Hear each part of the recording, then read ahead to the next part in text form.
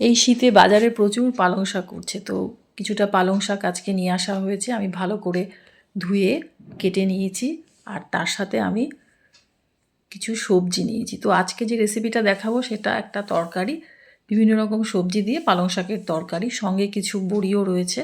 তো এখানে আমি প্রথমে বড়িগুলোকে একটু তেলের মধ্যে লাল করে ভেজে নিলাম। বেশ খানিকটা তেল দিয়েছি, তাহলে বড়িটা ভালো ভাজা হবে। আর সবজির মধ্যে বেগুনও রয়েছে, বেগুনটাও একটু হালকা করে নুন হলুদ দিয়ে আমি ভেজে তুলে নিলাম। তারপর আস্তে আস্তে তুলে নেওয়ার পরে আমি আবার বেশ খানিকটা তেল দিয়ে দেব কড়াইতে। এবারে কড়াইতে তেল দেওয়ার পর আমি দুটো শুকনো লঙ্কা, দুটো তেজপাতা আর একটু পাঁচফোড়ন হাতে ঘষে নিলাম যাতে ফ্লেভারটা সুন্দর বেরোয়। তারপর আমি আস্তে আস্তে ছোটো ছোটো টুকরো করে রাখা আলুগুলো দিয়ে দেব। তো আলুগুলো একটু ভেজে নেওয়ার পর আমি কুমড়ো কেটে রেখেছিলাম, কুমড়োগুলোও দিয়ে দিলাম। তো এবারে আলু আর কুমড়ো মোটামুটি একটুখানি ভালো করে ভেজে নিলাম। ভেজে নেওয়ার পর আমি আস্তে আস্তে একটুখানি লবণ দিয়ে দিলাম, তার উপরে প্রয়োজন মতন লবণ এবং হলুদ দিয়ে দিলাম।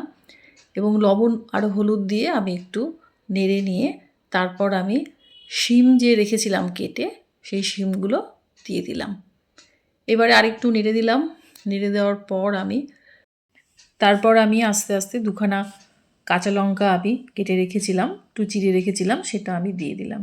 দিয়ে এবার আমি একটা ঢাকনা দিয়ে কিছুক্ষণের জন্য ঢেকে রাখলাম, এই 4 থেকে 5 মিনিটের মতন। তারপর দেখলাম বেশ ভালো মতন মজে এসেছে। এরপর আমি ভেজে রাখা বেগুনগুলো দিয়ে দিলাম। তারপর আমি যে পালং শাকগুলো কেটে রেখেছিলাম সেগুলো দিয়ে দিলাম। দিয়ে আমি নেড়ে দিলাম।